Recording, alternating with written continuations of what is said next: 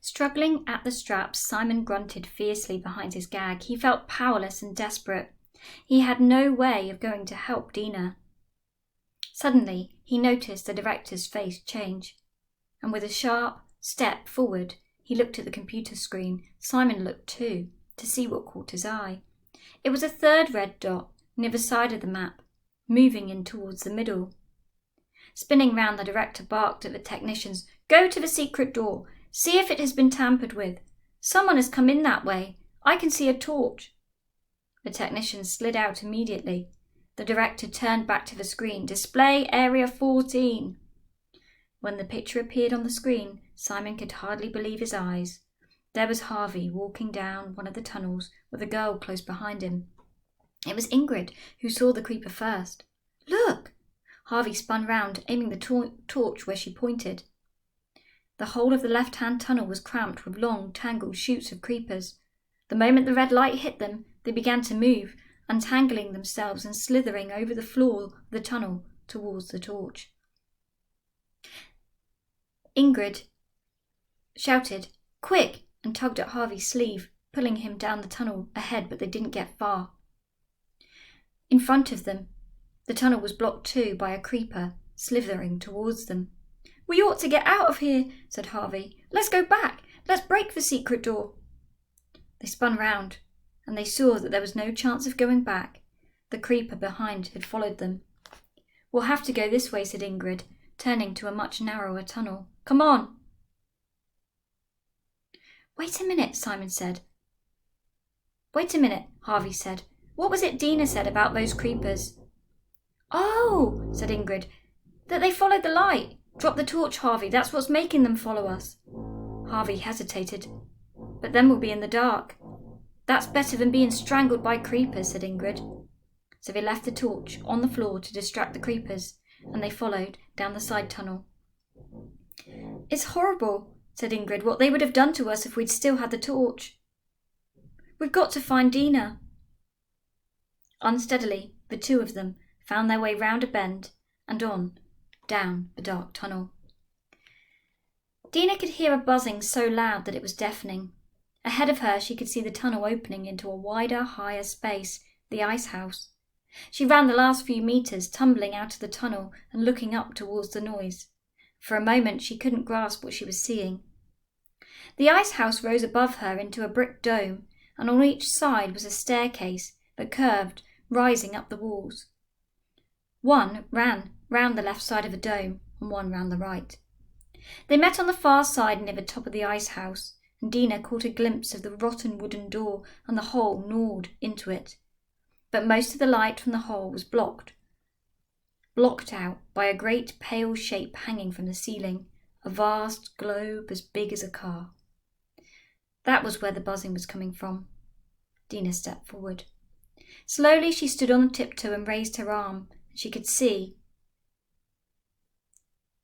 just see at the bottom of the globe a papery surface. It looked like chewed wood. Her fingers brushed against it and the buzzing stopped, and Dina heard another noise that froze her.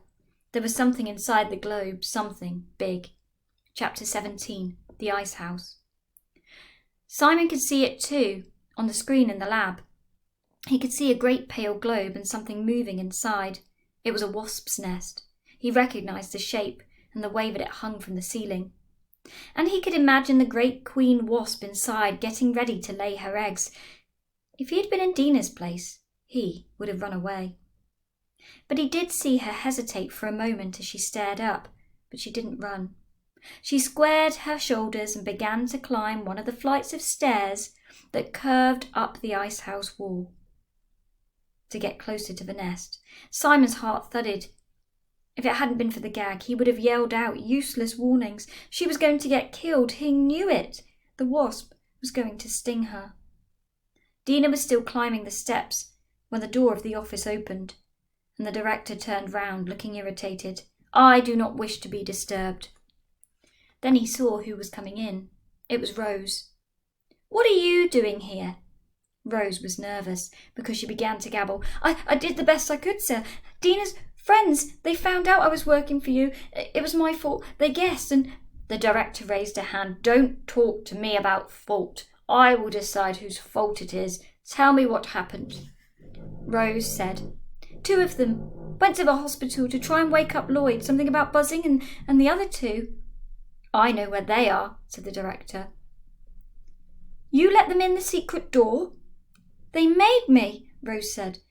But they won't get out. They've gone to the ice house. I thought—" "I don't care what you thought," said the director. "You've interfered with my plans. Go and stand over there beside Simon. I will deal with you later." The director turned back towards the screen.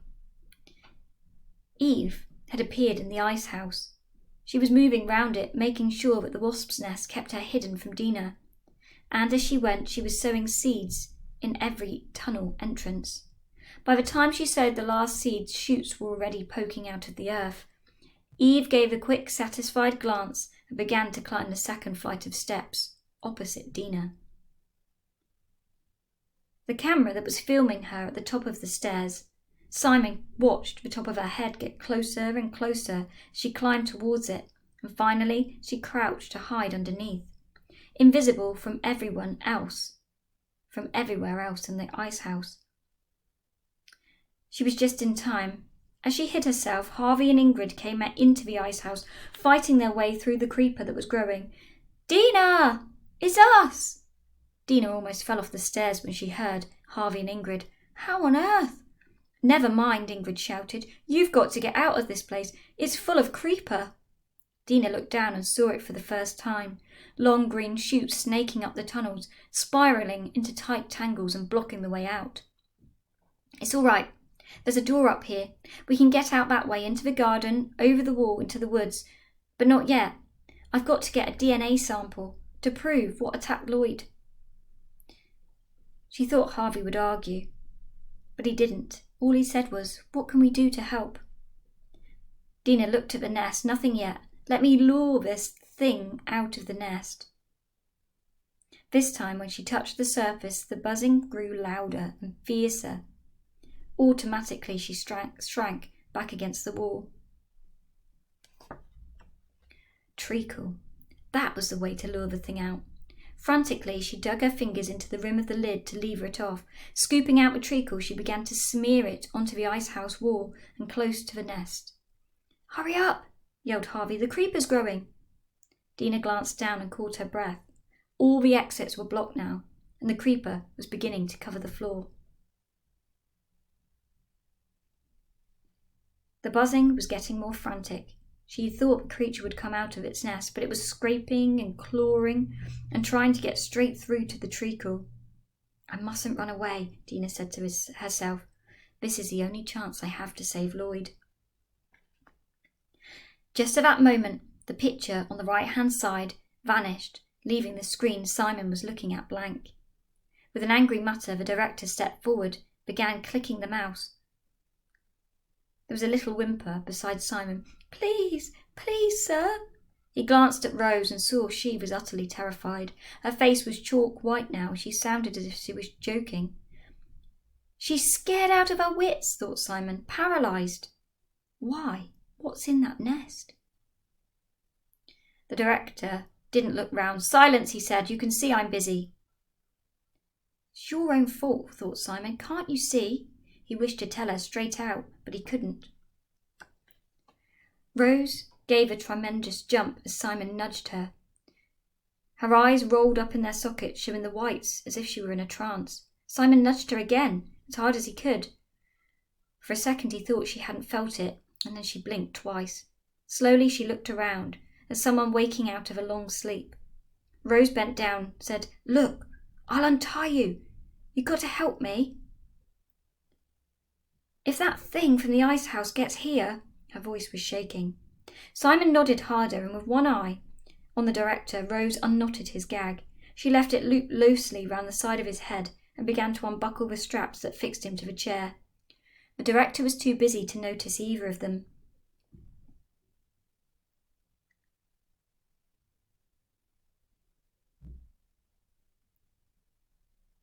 It was obvious why the camera over the head wasn't working now. A strand of creeper had grown up the cables and led to the camera twisting tight. The wires had broken and shorted. Simon could see wisps of smoke curling through the middle of the creeper. Its leaves were beginning to smoulder. Eve was watching the smoke, fascinated. Her eyes followed it as it spiraled up towards the ceiling, then darted back to the creeper. No, Simon thought, and he heard Rose catch her breath. He knew for a moment there was no wishing. Eve, obedient, emotionless Eve, was going to do the logical thing. She was going to stop anyone getting out of the ice house. Dina could smell burning, and she thought she was imagining it, and then she didn't dare look around, because the nest was beginning to split. Desperate to get the treacle, the wasp was fighting its way out. With a great crack, the nest burst open and a head poked through, a head out of a nightmare with a waving antennae and huge blank eyes. Pushing its way out, it snagged a wing on the rough edge of the hole. Impatiently, the wasp wrenched itself forward, and there was a rip. A small piece of wing the size of Dina's hand was caught on the nest. I've got to get it, thought Dina. From the other side of the stairs, Harvey called, Hurry! The creeper's coming! It's coming up the stairs! The wasp had reached the treacle and was beginning to feed. With a huge effort, Dina reached her hand forward over its head and tugged the piece of wing that had been torn off. I've done it, she said. Let's go. Simon heard the yell, and so did Eve. There was a thick tangle of dead creeper outside the door. It all went up instantly in a sheet of flame that shot through the hole. Fire licked up the side of the wasp's nest, and clouds of smoke began to billow downwards. Chapter 18. The End of the Experiment. Harvey didn't know what had happened, but he knew that the place had suddenly filled with smoke. Dina, he called, are you all right? There she was. She must have come past the door. She was wearing a strange tracksuit, and there was smoke curling out around her. Dina! Slowly the figure at the top of the stairs stood up. She seemed oddly stiff. She began to move, but she'd only taken a couple of steps when her foot slipped sideways. It crashed through the side of the wasp nest, trapping her. I'm coming, Harvey said. Grab hold of me, Dina. I'll pull you out. He saw the hand waving towards him, snatched it up, clutching it tight, and then went cold. He wasn't holding a hand at all. It was a scaly claw like that of a giant lizard's. As if in a dream, he saw Dina's face again. She'd come racing through the flames by the door, and her hair was smouldering. But it was Dina all right. But what about that thing he was holding? It was like staring into a mirror. Her own face, but not her own. Who are you? He was going to say, but the flames crackled again, and she knew that they were in terrible danger. Questions would have to wait.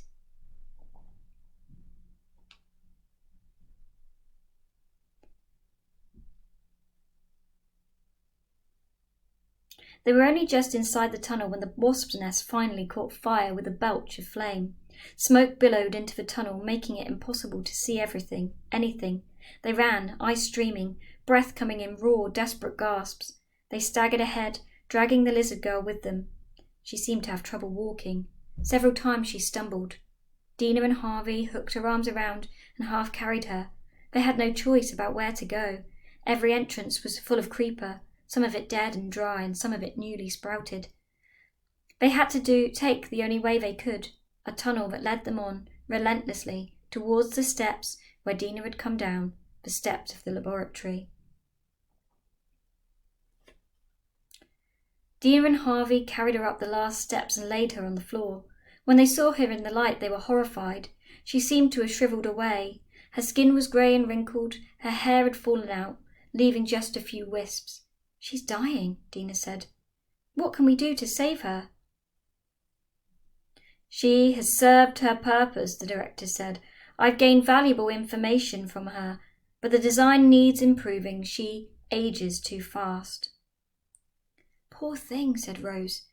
She glared at the director, fell on her knees beside the lizard girl, stroking her half-shrunken cheek. All the others bent over. Dina, Harvey, Simon, Ingrid. Eve's eyes slid from one face to another, and when they reached Dina, they stopped.